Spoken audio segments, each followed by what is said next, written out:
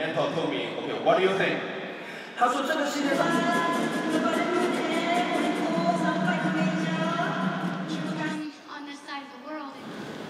I am going to talk about myself today.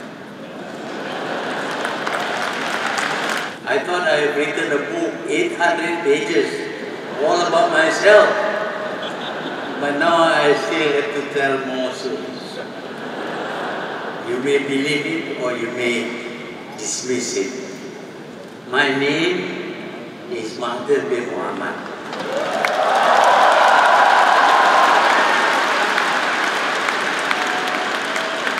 What I'm going to tell you today is a brief story about myself.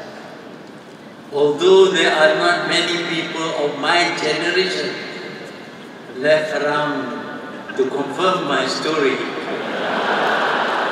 I can assure you that all this information is true to my knowledge and memory. I guess that's the advantage of being around long enough.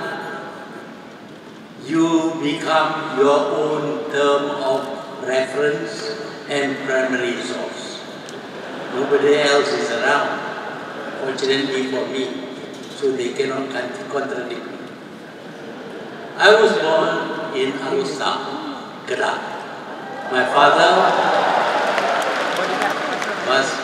was a school teacher, a headmaster in a school now called College Sultan Abdul Hamid, and my mother was a housewife.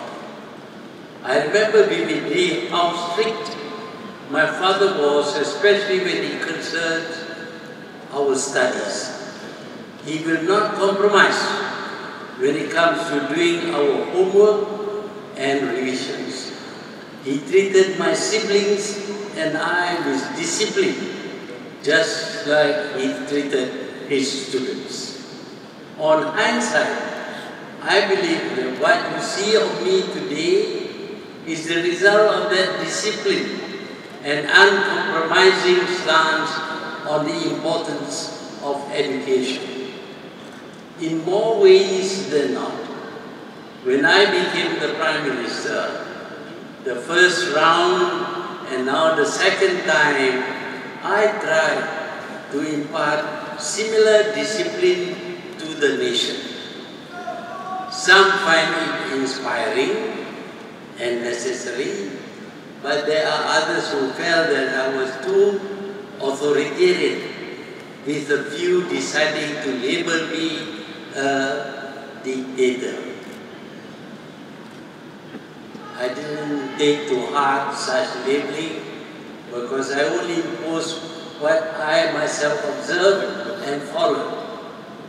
Hence the slogan, leadership by example, in which whatever I expect of my subordinates and government officers, I myself would have observed it first.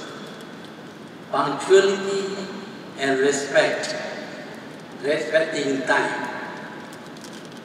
The spillover effect of the slogan is the punch card or clocking in for civil servants, which was introduced after I became the PM in 1981. Prior to that, there was a lot of complaints that civil servants were lacking in discipline and spent the better half of the morning in the office canteens, drinking coffee and smoking. The punch card ensured that they were in their seats on time. What followed was the name tag that they had to wear at all times when in office. The idea was simple. Since they are dealing with the public, they must serve them to the best of their ability.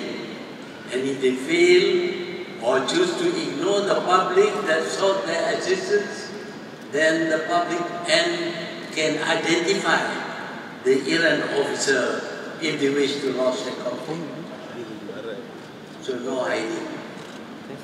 All this may seem trivial, but today, while there are still errant aspirant, a responsible civil servant. It is not the norm as it was before. On my part, all I did was to only expect others to do what I do.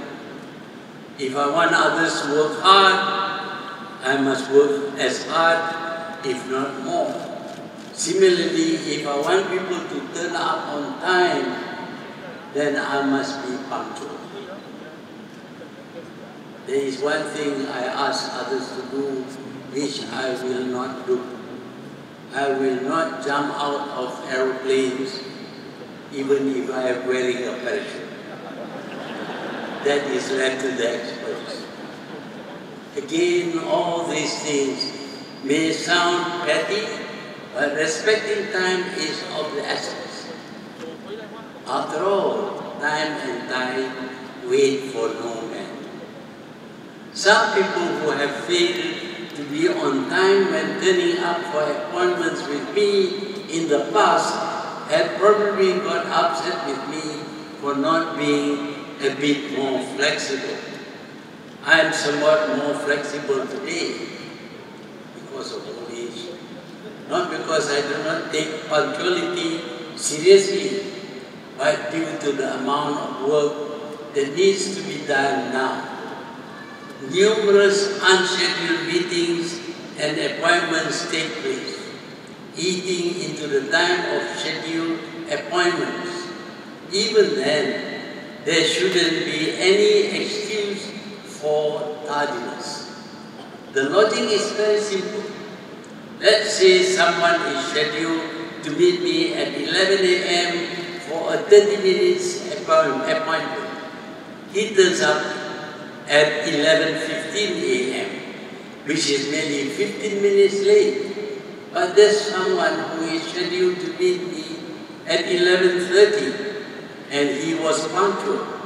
It will not be fair for me to still give the earlier person a 30 minutes appointment, which will mean that the person who is punctual is punished for the tardiness of the other. But I'm not so rigid to the extent that I'm not able to understand the problems of unexpected traffic jams and so forth. I am merely pointing out why punctuality and respecting time are very important, and to the best of our ability, we must all observe it. Ladies and gentlemen, boys and girls, sports and other interests. I was never that good in sports, but I did play some rugby in school. The reason why I play rugby is because you don't need much skill. All you have to do is to accept being hurt in the scrums. But much of my time was on my studies and a lot of reading. I do believe that physical activities and sports are important, and I took up horse riding when I was 60 years old. Of course, I don't get to ride much now due to lack of time. Also, my favorite horse is now too old. Well, at the age of 25, our horse is like 95 for human beings.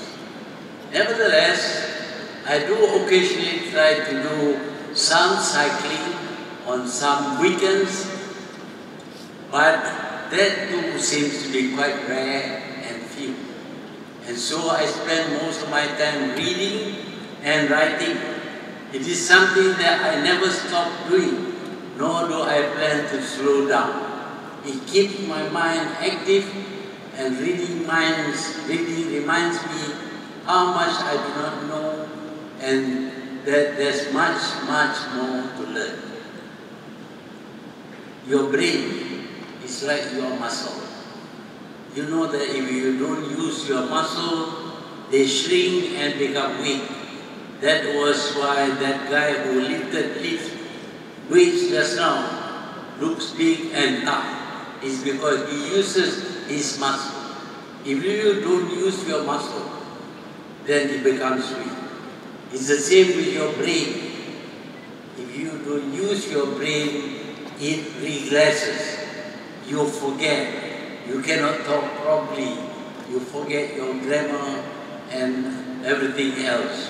So read, write, and talk, and argue with people.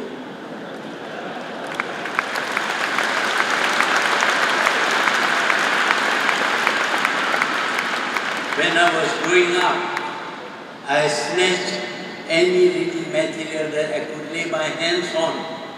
Even today, I read all kinds of books, fiction and non-fiction. Being a Muslim reminds me that the first revelation the Prophet received was asking him to read. And if divine revelations cannot convince us on the importance of reading, I do not know what else can. It is something that I enjoy doing.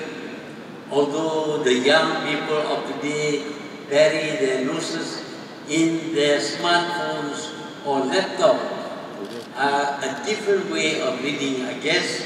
I still find reading books and having them physically in my hands, and the smell of the paper and the print is quite irresistible.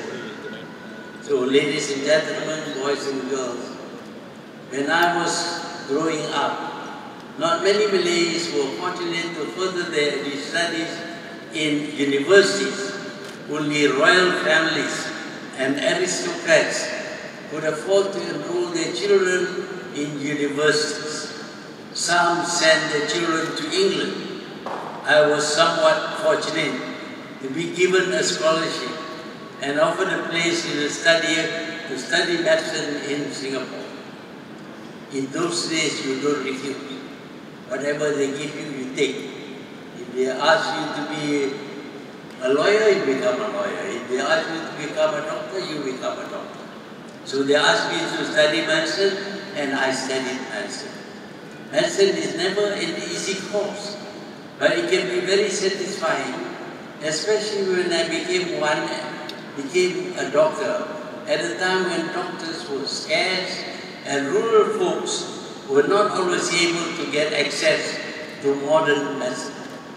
Later on, when I became a full-time politician and Prime Minister, I discovered my years as a doctor influenced quite a fair bit of my decision-making process. Whenever a problem emerges, I would diagnose what had caused it and at times go through the process of elimination process. Once I've diagnosed it, I then proceed to look at what are the best options to remedy it. And apart from having to swallow the proverbial bitter medicine, amputation is an option. Don't come to me now. I might amputate you all. But, ladies and gentlemen, one aspect of leadership that is sometimes overlooked is the ability to feel for the ordinary people. Sometimes, when leaders are aristocratic and autocratic and of royal lineage, the tendency of not understanding the sufferings of the ordinary people is prevalent.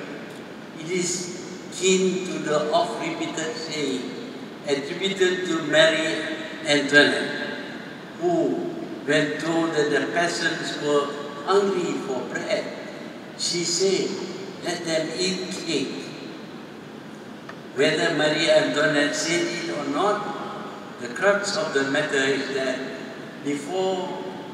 that leaders have been known to be so detached that sufferings that could be resolved are allowed to perpetuate. It can be argued that ordinary men who went on to become leaders have been known to ignore the sufferings of the ordinary citizens. But that is not due to ignorance, but due to apathy. But I also believe in working hard to take ourselves out of poverty and difficulties. When I was a teenager, when the Japanese occupied our country and we stopped schooling temporarily, I was selling goreng pisang, banana fritters, in Alostas, Karabu, and it was quite a thriving business. And I discovered that there's always opportunities if we look around hard enough. When you are in need, you forget about being an aristocrat who cannot do menial labor. When I got into the position of power, I realized that not everyone is capable of finding the opportunity, and sometimes those with power should assist them in finding their future. But the principle of giving them the rod instead of the fish always stands.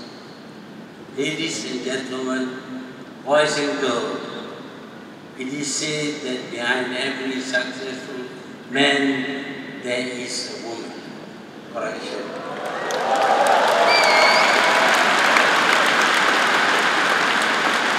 I will get a scolding when I go home if I say that behind every successful man there is a woman. My wife insists that there is a wife.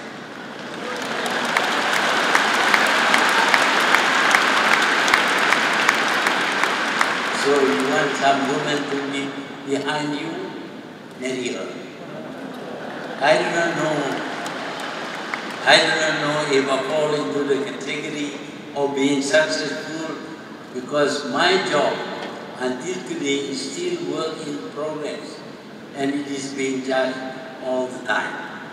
Regardless, I am however lucky to have my wife with me throughout these 63 years.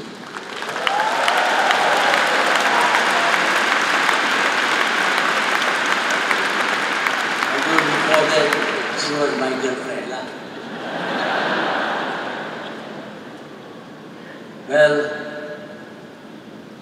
whatever there is to be said about wives, I think I have managed for 63 years to have only one.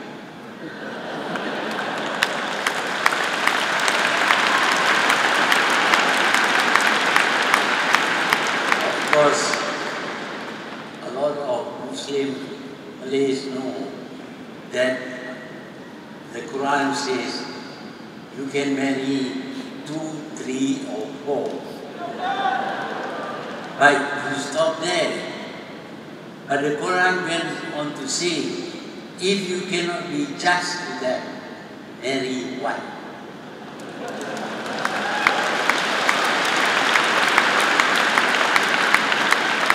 And the next verse says, man cannot be just to women.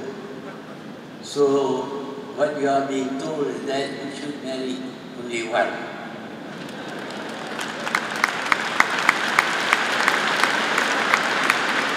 Yeah, my wife is also a doctor, which is definitely a bonus, as I am assured, especially at this stage in life, that I have a doctor by my side at almost all times, including in bed. I don't know how she had put up with me all these times, but she did, and my life is so much the better.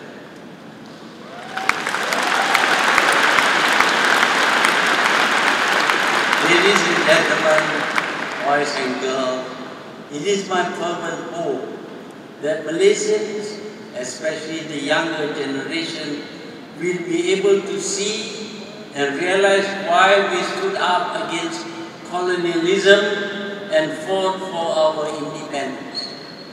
I was lucky, or maybe unlucky, to witness how our people were mistreated and subjected to all kinds of indignity by the colonizers. They came into our home, told us how to behave, and made us do things for their benefits, and left us with drums. They know what is best, and we are forced to let them do the thinking. They take our way of wealth, they take away our wealth, and we are supposed to smile and help them to do the plundering. You are lucky, and I truly hope Malaysians will never again go through such indignities. But freedom is not a given thing. You have to work for it, defend it, and nurture it. That, I believe, is a task you are being entrusted with. Good or bad, big or small, my generation have done our bit. I thank you very much.